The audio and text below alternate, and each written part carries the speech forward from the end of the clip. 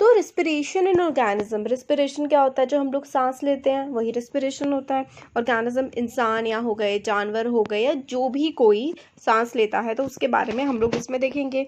तो इसमें बताते हैं कि एक दिन क्या होता है, बूजो काफ़ी ज़्यादा ईगरली, बहुत ही उत्सुकता से वेट कर रहा होता है अपने ग्रैंड पेरेंट्स से मिलने के लिए, जो कि मतलब टाउन में आ रहे हैं, उनके शहर में आ रहे हैं। वो काफ़ी ज़्यादा जल्दी में होता है क्योंकि वो अपने ग्रैंड पेरेंट्स को बस स्टॉप पे रिसीव करने जाना चाहता है, मतलब बस स्टॉप पे अपने ग्रैंड पेरेंट्स को लेने जाता है। वो काफ़ी ज़्यादा तेज़ी से भागता है और बस स्टॉप पे पहुंच जाता है कुछ ही मिनट्स में। तो जब वो बहुत ज़्यादा तेज़ी से भागता है तो क्या होता है, वो बहुत ही हांफने लगता है, तेज तेज से सांस लेने लगता है। तो ग्रैंड मदर पूछती हैं बूजो की कि वो इतनी तेज तेज सांस क्यों ले रहा है। तो बूजो बताता है कि वो भाग के आया था उनसे मिलने के लिए। बट क्वेश्चन जो है, but the question got stuck in his mind. But फिर बूजो सोचने लगता है कि मतलब मेरे से क्यों पूछा ऐसे कि इतनी तेज सांस क्यों ले रहे हो, ये सब वो सोचने लगा। फिर क्या तेज, मतलब मैं भागा इस वजह से मेरी सांसें तेज़ हो गई, मतलब मैं नॉर्मली रहता हूँ तो धीरे सांस लेता हूँ, भागने के बाद तेज सांस क्यों मैं लेने लगा। इस तरीके की बातें बूजो के दिमाग में आने लगी। तो भाई आपके पास क्या इसका आंसर है? तो देखिए, ब्रीदिंग जो होती है ना, वो पार्ट होती है रिस्पिरेशन का। जो हमारे रिस्पिरेशन का पूरा प्रोसेस होता है ना, जो मैंने आपको स्टार्टिंग में बताया सांस लेना, वो एक तरह से आधी बात है। जो हम सांस लेते हैं उसको हम लोग ब्रीदिंग कहते हैं। रेस्पिरेशन में हमारी नोस्ट्रिल्स हो गए, हमारे जो विंड पाइप है, हमारे लंग्स, बहुत सारे जो पार्ट्स हैं हमारी बॉडी के, वो एक्टिवेट होते हैं, वो काम करते हैं। तो हम रिस्पायर किस तरीके से करते हैं? तो देखिए, चैप्टर 2 में हम लोगों ने पढ़ा था ऑर्गेनिजम्स जो होते हैं उनमें स्मॉल माइक्रोस्कोपिक यूनिट होती है जिनको हम लोग सेल्स बोलते हैं। मतलब जितने भी ऑर्गेनिज्म होते हैं उनमें क्या प्रेजेंट होते हैं, छोटी छोटी सी यूनिट्स होती है जिनको सेल बोला जाता है। सेल क्या होता है? A cell is the smallest structural and functional unit of an organism. तो सबसे छोटी यूनिट होती है जो कि काम कर सकती है किसी भी ऑर्गेनिज्म में। एक सेल होता है, सेल से बहुत सारे सेल मिलते हैं तो उसको टिश्यू बोलते हैं। टिश्यू, बहुत सारे टिश्यू मिलते हैं तो ऑर्गन, और फिर ऑर्गन से ऑर्गन सिस्टम, और ऑर्गन सिस्टम से एक पूरा का पूरा ह्यूमन बनता है। तो सेल जो है वो सबसे छोटी यूनिट होती है जिस पे कोई काम किया जा सकता है या जो अपने आप में एग्जिस्ट कर सकती है। हर सेल जो होता है किसी भी ऑर्गेनिज्म का, वो अपना पर्टिकुलर फंक्शन परफॉर्म कर रहा होता है। जैसे कि कोई न्यूट्रिशन दे रहा होता है हमें, कोई किसी सामान को एक जगह से दूसरी जगह ट्रांसपोर्ट कर रहा होता है, एक्सक्रीशन कर रहा होता है, फिर रिप्रोडक्शन कर रहा होता है। तो इन सब चीज़ों का मतलब भी हम लोग देखेंगे। देखिए, न्यूट्रिशन दे रहा होता है का मतलब है हम लोग जो खाना खा रहे हैं वो खाना हमारी बॉडी में लग रहा है, हमारी बॉडी उसको यूटिलाइज कर पा रही है, यही तो न्यूट्रिशन है। ट्रांसपोर्टेशन का मतलब है आपने मुंह से खाना खाया, आपके पेट में गया, डाइजेस्ट होकर के आपके खून में मिल गया, उससे आपको न्यूट्रिशन मिल रहा है, कुछ वेस्ट प्रोडक्ट आपकी बॉडी के बाहर निकल जाते हैं। फिर एक्सक्रीशन, एक्सक्रीशन का मतलब है वही वेस्ट प्रोडक्ट का बॉडी से बाहर निकल जाना। रिप्रोडक्शन का मतलब होता है दोबारा से प्रोड्यूस होना, मतलब नई जनरेशन का पैदा होना, बच्चे का जो पैदा होना होता है उसको रिप्रोडक्शन कहा जाता है। तो ये सारे के सारे फंक्शंस जो हैं वो सेल परफॉर्म करते हैं। अब ये सारे फंक्शंस को परफॉर्म करने के लिए सेल को एनर्जी की, ताकत की भी तो ज़रूरत है। जब हम लोग खाना खा रहे होते हैं, जब हम लोग सो रहे होते हैं, जब हम लोग पढ़ रहे होते हैं, इन सभी की सभी चीज़ों के लिए हम लोगों को एनर्जी की ज़रूरत होती है। पर ये एनर्जी आती कहाँ से है? कैन यू से कि आपके पेरेंट्स क्यों परसिस्ट करते हैं, इंसिस्ट करते रहते हैं, बार बार जोर देते हैं कि आप लोगों को रेगुलरली सही तरीके से खाना खाना चाहिए। फूड जो होता है उसमें क्या होती है? The food has stored energy. जो हमारा खाना होता है ना उसमें एनर्जी स्टोर होती है which is release during respiration. और जो खाना होता है, हम लोग जब सांस ले रहे होते हैं, सांस छोड़ रहे होते हैं, रेस्पिरेशन कर रहे होते हैं, उसमें एनर्जी की ज़रूरत पड़ती है। इसलिए सारे के सारे ऑर्गेनिज्म जो होते हैं रेस्पायर करते हैं to get energy from food. खाना जो हम लोग खाते हैं ना, जब हमारे रेस्पिरेशन के प्रोसेस के थ्रू ही उस खाने से हम लोगों को एनर्जी मिल पाती है। वही हम इस चैप्टर में देखने वाले हैं। जब हम लोग ब्रीदिंग कर रहे होते हैं तो हम लोग जो हवा जो अपनी बॉडी में लेते हैं, हवा में जो ऑक्सीजन होती है उसको हम लोग बॉडी में लेते हैं, और हम लोग अपनी बॉडी से बाहर क्या छोड़ते हैं?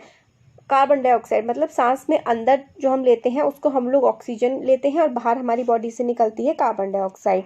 एयर जो हम लोग ब्रीथ करते हैं, अंदर बॉडी के लेते हैं, वो बॉडी के अलग अलग पार्ट्स में जाती है और अल्टीमेटली हमारी बॉडी के सेल्स में पहुंचती है। सेल्स में जो है oxygen in the air helps in the break down of the food. तो हम लोगों ने बाहर से ऑक्सीजन ली है ना, फिर हमारी बॉडी के जो सेल्स होते हैं वो खाना जो है उसको तोड़ने में मदद करते हैं। मतलब हमारा जो खाना है वो ऑक्सीजन की वजह से ब्रेक होता है और उस खाने के ब्रेक होने की वजह से हम लोगों को एनर्जी मिलती है। तो the process of break down of food in the cell with the release of energy is called cellular respiration. तो जो प्रोसेस होता है ना खाने के टूटने का, और खाने को वो तोड़ता है और खाने को तोड़ने के बाद उसमें से एनर्जी निकलती है, इस चीज़ को हम लोग सेलुलर रेस्पिरेशन बोलते हैं। Process of break down of food, खाने का टूटना जो हम खा रहे हैं, इन द सेल में खाने का टूटना और फिर उससे एनर्जी का रिलीज होना, एनर्जी का निकलना, इसको हम लोग क्या बोलते हैं? सेलुलर रेस्पिरेशन बोलते हैं। और cellular respiration takes place in the cells of all organism, और सेलुलर रेस्पिरेशन हर एक ऑर्गेनिज्म के सेल्स में हो रहा होता है। In the cell the glucose is broken down into carbon dioxide. Cell में क्या होता है? ग्लूकोज जो है ना वो कार्बन डाइऑक्साइड में टूट रहा होता है, ठीक है, और वाटर निकलता है और एनर्जी रिलीज होती है। हम जो खाना खाते हैं वो सारा ग्लूकोज की फॉर्म में कन्वर्ट हो जाता है बॉडी में। उससे ऑक्सीजन जब उस पर जा करके लगती है, उससे कंबाइन करती है, तो कार्बन डाइऑक्साइड प्रोड्यूस होती है जो हम अपनी बॉडी के बाहर छोड़ देते हैं, और वाटर भी रिलीज होता है और एनर्जी भी रिलीज होती है। तो देखिए क्या होता है, तो क्या होता है ना, इसमें जो हम लोग खाना खा रहे होते हैं वो ब्रेक डाउन होता है, वो टूटता है ऑक्सीजन की प्रेजेंस में। तो ठीक है, break down of glucose occurs with the use of oxygen and it is known as aerobic respiration. तो हम लोग जो खाना खा रहे होते हैं वो ऑक्सीजन की प्रेजेंस में क्या होता है? ब्रेक होता है। तो ऑक्सीजन की प्रेजेंस में जो खाना ब्रेक होता है उसको हम लोग कहते हैं एरोबिक रेस्पिरेशन। ठीक हो गया। तो food can also be broken down without the use of oxygen. बिना ऑक्सीजन के यूज के भी खाना जो है वो ब्रेक डाउन किया जा सकता है। इस तरीके के प्रोसेस को हम लोग एनएरोबिक रेस्पिरेशन कहेंगे। तो ऑक्सीजन की प्रेजेंस में जब हमारा खाना ब्रेक डाउन होता है तो उसको हम लोग एनएरोबिक रेस्पिरेशन कहते हैं, और जब बिना ऑक्सीजन के, in the absence of oxygen, जब खाना ब्रेक डाउन होता है तो हम उसको एनएरोबिक रेस्पिरेशन कहते हैं। ये चीज़ बहुत ज़्यादा इंपॉर्टेंट है, एग्जाम में बहुत ज़्यादा पूछी जाती है कि एरोबिक रेस्पिरेशन क्या होता है, एनएरोबिक रेस्पिरेशन क्या होता है, तो आपको याद रखना है। और प्रोसेस ये होता है, ये फिर आपको डायग्राम भी बनाना है कि ग्लूकोज प्रेजेंस ऑफ ऑक्सीजन में कार्बन डाइऑक्साइड, वाटर और एनर्जी रिलीज होती है। कुछ ऑर्गेनिजम्स होते हैं जैसे कि ईस्ट, वो एब्सेंस ऑफ एयर में, यानी कि एब्सेंस ऑफ ऑक्सीजन में काम करते हैं। तो एब्सेंस ऑफ ऑक्सीजन में कौन से ऑर्गेनिज्म सर्वाइव कर पाते हैं, उसमें से एक एग्जाम्पल है ईस्ट। तो इस तरीके के ऑर्गेनिजम्स को हम लोग एनारोब्स कहते हैं। एनारोब्स क्यों कहते हैं? क्योंकि भाई वो बिना ऑक्सीजन के रह लेते हैं। जो ऑक्सीजन की प्रेजेंस में रहते हैं वो एरोबिक होते हैं, जैसे कि ह्यूमन बींग्स हो गए। और ईस्ट का एग्जाम्पल यहाँ पे दिया हुआ है, वो होते हैं एनारोब्स। तो वहाँ पे ग्लूकोज कैसे ब्रेक डाउन होता है? जब एब्सेंस ऑफ ऑक्सीजन होता है ना, तो they get energy through the anaerobic respiration. East जो होता है, इसमें क्या होता है, ग्लूकोज जो है, एब्सेंस ऑफ ऑक्सीजन होती है, तो कार्बन डाइऑक्साइड और एनर्जी तो देखिए दोनों में बनेगी। देखिए यहाँ भी बन रही थी, यहाँ भी बन रही थी, बट यहाँ पर देखिए क्या है, वाटर की जगह क्या बन रहा है? अल्कोहल बन रही है, शराब। ठीक है, तो ये अल्कोहल डिफरेंट फॉर्म का है। तो जब एरोबिक रेस्पिरेशन होता है तो कार्बन डाइऑक्साइड, मतलब ऑक्सीजन की प्रेजेंस में रेस्पिरेशन होता है तो कार्बन डाइऑक्साइड, वाटर और एनर्जी बनते हैं। और जब ऑक्सीजन की एब्सेंस में होता है तो फिर अल्कोहल, कार्बन डाइऑक्साइड और एनर्जी हमारे फॉर्म होते हैं। ईस्ट में ये प्रोसेस चलता है। अब ईस्ट क्या होता है? ईस्ट जो है वो एक सिंगल सेल्ड ऑर्गेनिज्म है। They respire anaerobically and during this process they yield alcohol. तो वो अल्कोहल बना देते हैं। तो जब एनारोबिक अल्कोहल, इंडस्ट्रीज में अल्कोहल बनता है ना, वो इसी ईस्ट की वजह से ही होता है। जो ईस्ट बैक्टीरिया होता है ना, इसी की हेल्प से बनाया जाता है उसको। तो वाइन मेकिंग में, बियर मेकिंग में ईस्ट का इस्तेमाल करते हैं। हमारे जो मसल सेल्स है, मतलब ह्यूमन की बॉडी भी एनारोबिकली रिस्पायर कर सकती है, मगर बहुत ही थोड़े टाइम के लिए। जब टेम्परेरी डेफिशिएंसी, कमी हो जाती है एनवायरनमेंट में ऑक्सीजन की, तो हमारी बॉडी भी एनारोबिकली रिस्पायर कर सकती है, सांस ले सकती है, मतलब चल सकता है थोड़े टाइम के लिए।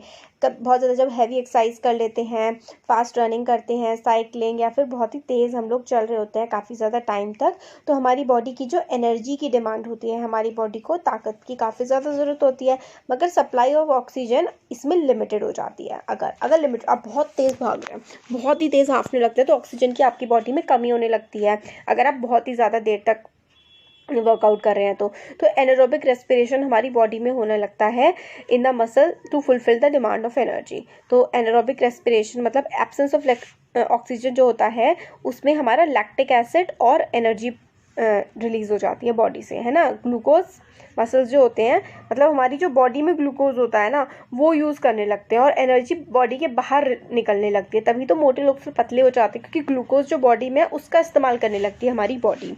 तो एब्सेंस ऑफ ऑक्सीजन में क्या होता है, लैक्टिक एसिड और एनर्जी प्रोड्यूस होती है।